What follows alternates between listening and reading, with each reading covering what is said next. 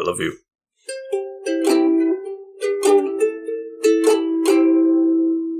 Gentlefolk, ladies and men, we're glad to have you again. So won't you please just come on in and sit with us on the couch.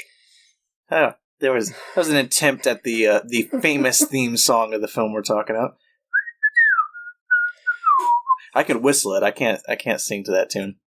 But hello, everybody. Thank you so much for being back here with us on the couch. I am the Green Traveler from Gorsh. Oh, lottie day, I am the Faceless Leon. Welcome. We're talking about Robin Hood here on our Disney playlist. This is Green Faceless on the Couch.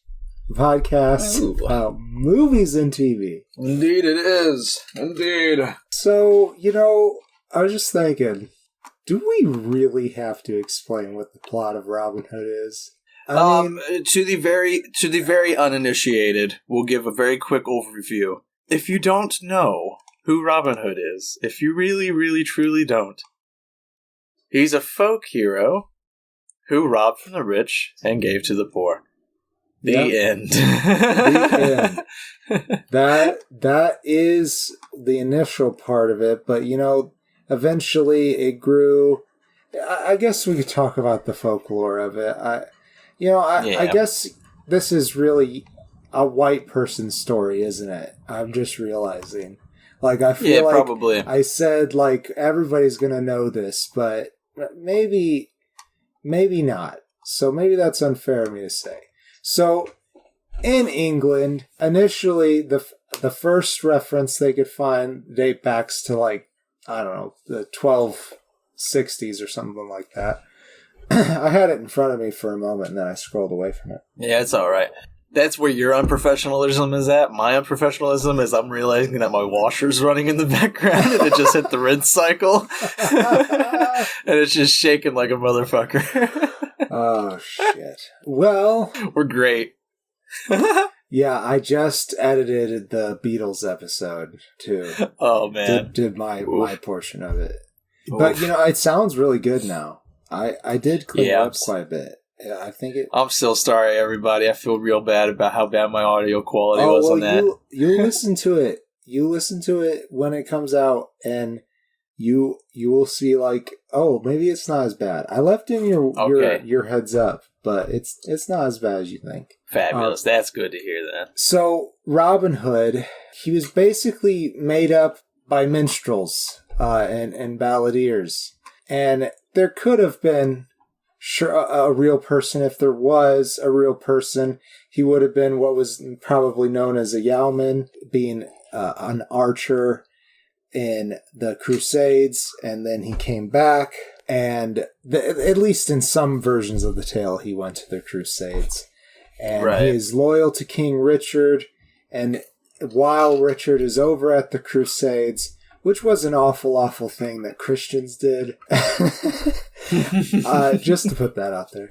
Anyhow, all the white people thought it was the right thing to do, and they were there, and while he was over there, his snot brother, Prince John, decides that he can act as king and raises taxes. Basically, he makes everybody go broke, and Robin Hood decides to become an outlaw and steal from his tax collectors and give it back to the poor. And that's pretty much the story.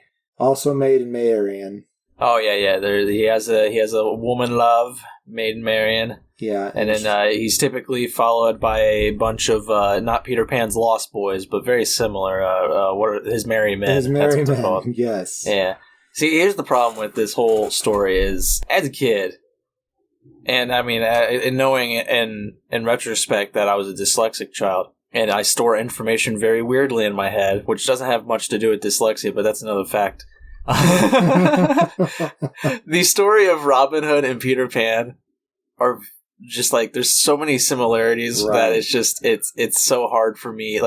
They're not the same character. Peter Pan doesn't really rob from the rich and give to the poor. That's a very Robin Hood thing. Right. But they are outlaw individuals. I mean, Peter Pan's not really outlaw, but well, like, you know, he has children, so yeah, exactly. Yeah, he's got a darkness. He's got a shadow, if you will. Anyways, but like they're very individuals who carry this like dark cloud around them. You know, that people are just like most people might look up to as a hero, but at the same time, there is something wrong about it. Something illegal, if you will. But then they're also followed by a shit ton of men, and it's not gay. It's just they're just friends. No, yeah. They're trying to save their country, Greg. Yeah, there could be some homosexual loving in there. If they want to be? If they want to be, that's totally fine. And that's the other thing, is they're all wearing, like, the same kind of clothing. Like, a lot of times Robin Hood is dressed like, Green Arrow is kind of like he is just, based off of Robin Hood. Yeah. Except that Green Arrow is in himself a billionaire. But still. But like Robin Hood is always a green-clad individual with tights. Peter Pan, green-clad individual with tights. I think they both have a similar hat. Yeah. And then like I don't think Wendy is technically the woman, a lady lover for Peter Pan, but kinda. It depends on the version you're watching. Yeah, if you're ever watching a version though, there's always gonna not always, but most often there's gonna be a Wendy to Peter Pan. Right. Just like whenever you watch a Robin Hood adaptation, there is a Maid Marian. You're right. It's a very similar story. Yeah, and it for the longest time, it was hard for me to remember which one was which. Somebody would be talking about Robin Hood, and I'd be like, what? No, fairy dust, Tinkerbell. And they're like, Greg, that's fucking Peter Pan, you dumbass. Get out of that. Get your head out of the clouds. And I'm like, I'm sorry, I'm stupid. I'm just Greg, stupid. Oh. Don't say that. But as I grew up, I realized that I'm not stupid. It's just my brain stores information weird because it's stupid. Well, also, you're right. You're completely right. And I bet James, whatever his name is, I think it's James, that wrote Peter Pan, I bet he took inspiration from Robin Hood for that. Probably. In fact, those kids that he was living with or whatever the deal was, they probably played games about Peter Pan, about Robin Hood, rather. And it just all mixed together and made new fiction. New fiction. Which is now old fiction. All time. Should we talk about Disney's Robin Hood? Yeah. Let's first talk about our coming to this movie, if you will. Like the first time we we didn't come to this movie, but you know what I'm saying. Let's talk about our first time watching this film. Okay. I, as a kid, watched it once, I think. And I think I fell asleep during it as a kid. It's quite possible. The only thing I remembered as a child is the intro. What I was just whistling at the very beginning, Because it's awesome.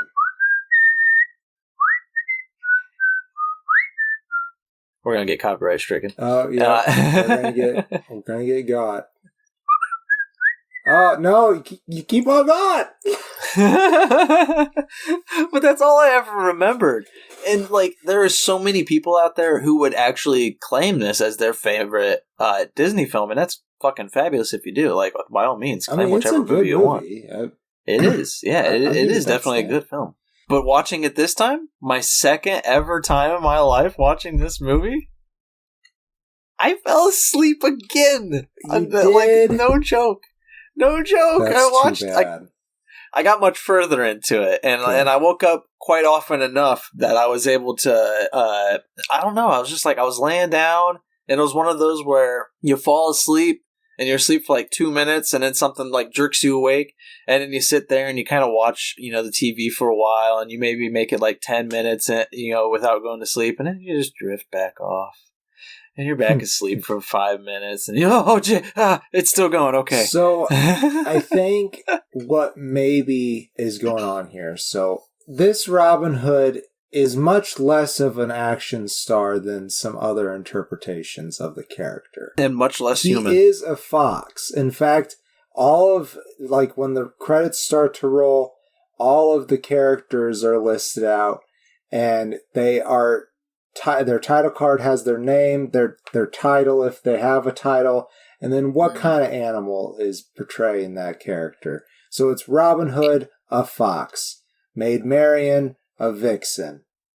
Little John, a bear, played by Blue, Phil Harris. So there you go. Why would you make him anything else? And see, that's also part of the problem, I think, is not only...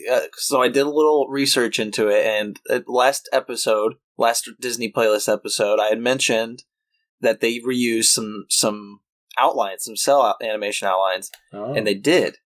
And the weird part is, it didn't make it easier. It wasn't for time consuming. It was just Wolfgang Reitherman, who was the director for, from 100 Dalmatians on for quite a while. He also directed this one. I think it was if I read the article right, it was just kind of an homage. He just wanted to homage to things, but there are a lot of animation sequences in Robin Hood that are just lifted pretty much straight from Jungle Book.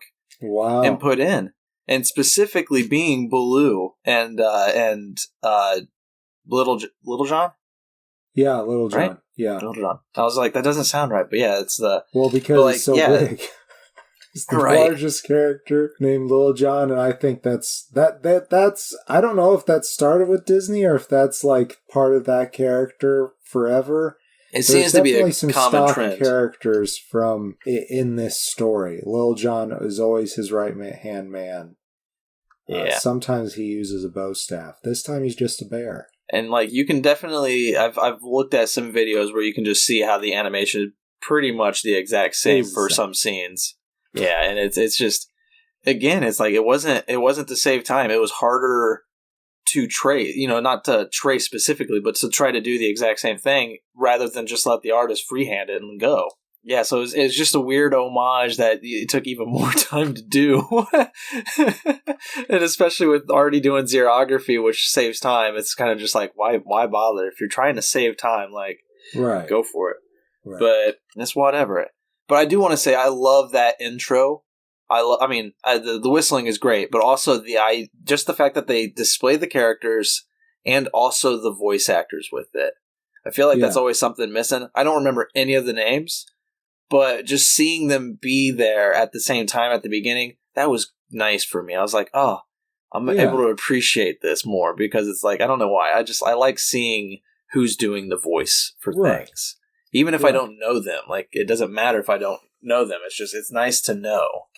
Definitely. Right away, I confirmed my suspicion that Pat Buttram played the Sheriff of Nottingham because it was right there for me. Who happens to be a wolf, just so you know. And I can know they've done the credits at the beginning before, but it's just nice seeing the character also because it's like now I can put a name with the face. Even though we're not seeing the actor's face, but also character face.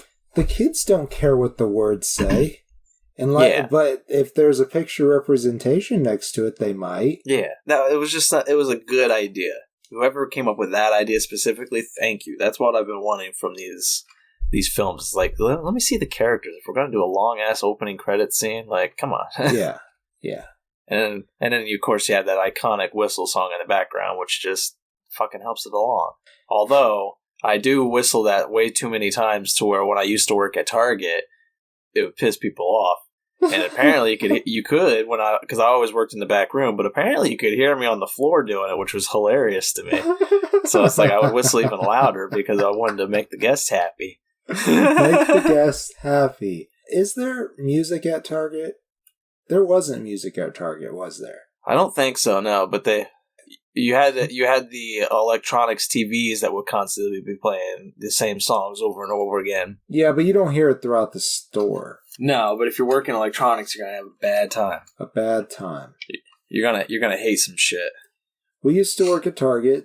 To the people out there who love Target, that's amazing. It is a niche employee area. To work retail takes a lot, and I give a lot of respect to people working retail. I'm still technically in that kind of business, but it's more relaxed on my end, I think, than it was on the Target end. So to all our fellow retailers or ex-retailers, here's to you. I'm raising a glass to you. Pretend I'm raising a glass. It is not an easy job. Don't let them fool you. No.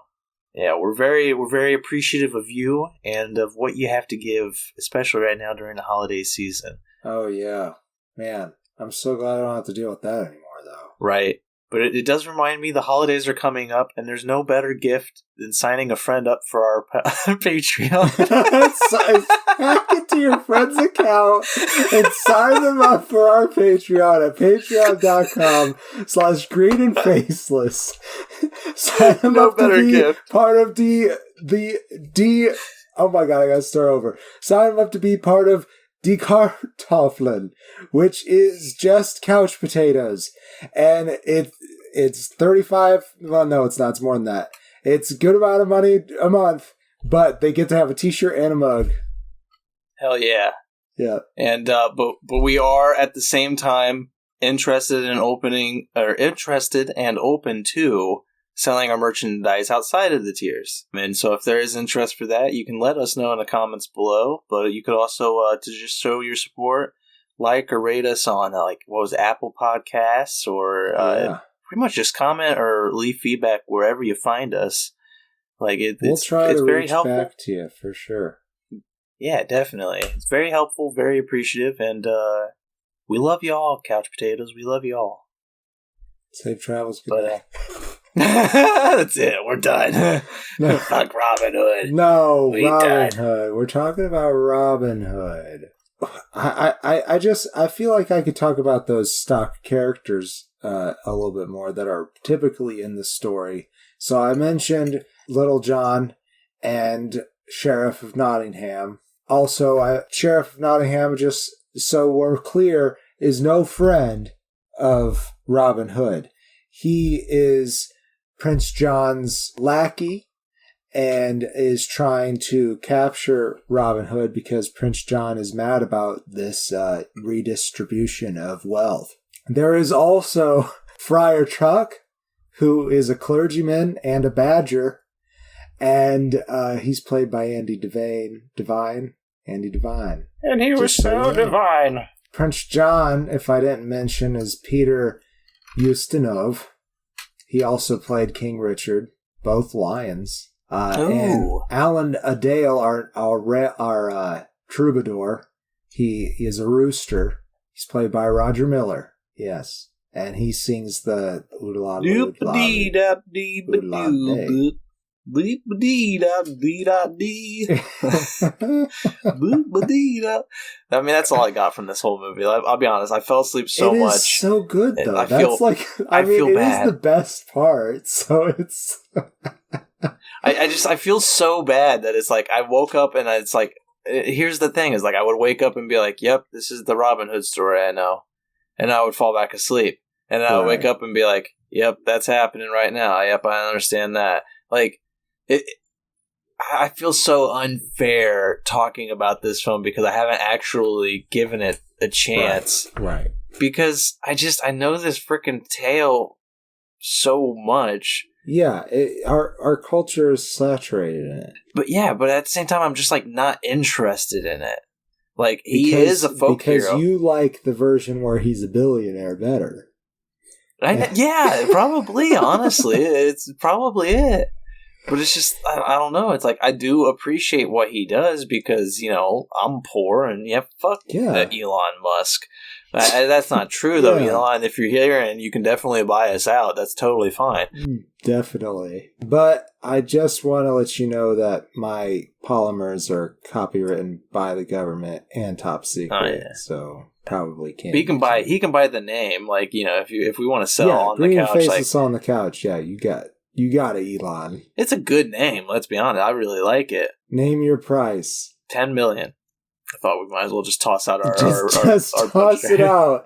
They say if you name a price first, you lose. Yeah. So, yeah. Way to go. Oops. Yeah. Just blew it with Elon. Yeah, we'll just have to settle for $1 million, I guess. Jesus. So, stock characters. I guess actually I already talked about the stock characters.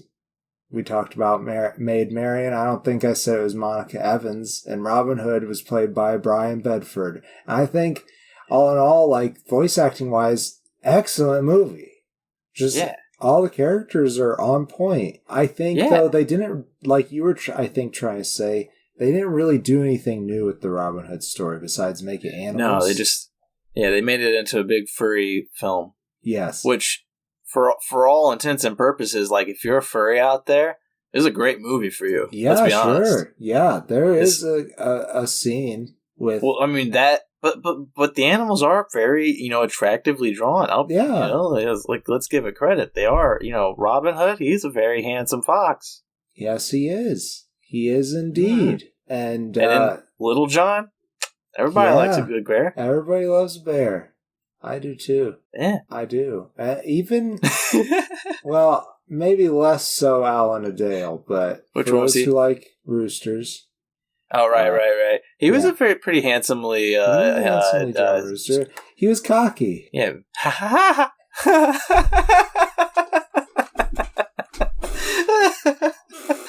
Oh shit! I do have one tidbit about this that we mentioned way back in Snow White days. This is the first movie that Walt Disney wanted to adapt. But it's just really? he just stalled for decades because it just it was a story everybody knew. Yeah, it was hard to adapt that kind of a thing because it was a very popular folk legend. I guess I don't know why he stalled. But he stalled for decades until Ken Anderson, the writer, pitched it with animals instead of humans. He was just like, "What if we do Robin Hood but with animals?" Genius. And this was during the production of Aristocats. So I guess I don't know if Walt Disney even obviously he died before this movie came out, but I don't know if he greenlit this project or not, or if it was just something Wolfgang did. But yeah, it's crazy to think that they wanted to make this film and it took them 30 I don't fucking know math. I'm pretty sure though, they always consult the Walt computer before they greenlit it. Yeah, they'll dethaw the head for a few seconds and be like, "Whoa, what about this?" What? I got an idea. Woman with ice powers? Sure. God. Oh, no, just let it go. Let me go. Did he say let it go? Let it go. Let it go. Yes. Let me die already. Get even in this. Oh, Jesus. Oh. That was the only really tidbit I had about Robin Hood. I feel real bad. Here's my closing statement for it. I fell asleep. Yeah. I'm sorry, I fell asleep, and it wasn't. I know the story, so it wasn't. Mentally and unprofessionally, I'll admit, it wasn't worth the time to go back and rewatch it because I just knew I'd probably fall the fuck asleep again. Because the only time I'd have to watch it was after work, and if it's gonna put me to sleep, then I don't want to lose my day like that. Yeah. That's fair. Yeah, no, I don't know. It's maybe it's my father sleeps during every movie, so maybe it's just that's finally that hereditary trait finally coming down. Yeah, it's possible. It's very possible. My human father, of course. So it takes a little longer. Your adoptive human father? The government did some shit. Oh, we are linked genetically. Oh. It's just did he need a liver or something? And you had an extra? No, I had to have a human suit, and it was to 3D print that shit back in the 70s. They needed a link. Oh, yeah. So did they clone your dad? No, I don't think so. I think they just stole some hairs, and then they cloned him. Maybe, I don't know. I don't think so. Your human suit is your dad. No, it's not. I just needed a human suit, and I think to make that human suit, you have to have actual DNA to make. I don't know how it fucking works. The government did it. I didn't look into it. I didn't look into it. I just escaped from it. Okay. I give the movie 2.5 stars. All right, good. I give the movie a full face. I enjoyed it. I guess I enjoyed it more than you. Obviously, I didn't fall asleep. So. Just keep kicking dirt over my professionalism. I think the antics in this movie are quite quite good. It is like a really boiled down version of the events of Robin Hood. I mean, they have all the beats there of that classic story. They just didn't really do anything new with it, which is something I already said, besides that it's animals. And I do think, though, that if your kid is interested in, fantasy or medieval setting, this is a good way to introduce them to the Robin Hood story. It's less violent than other interpretations, that's for damn sure. Yeah, just know that if you introduce your kid to this movie, you may be also awakening new fetishes of furryism. Furryism? It's true! Okay, like, legit, it's true, though. Watching Chip and Dale Rescue Rangers, you remember Gadget? Yeah. She was very, like, that awakened something to me where I was just like, ooh. There's nothing wrong with it, and I just feel like you're saying there is. No, there's not. I'm just telling the parents that just know that if you show your kids this movie, you may have to have a conversation with your child about what it means to be sexually attractive to an animal character. Good luck. Safe travel.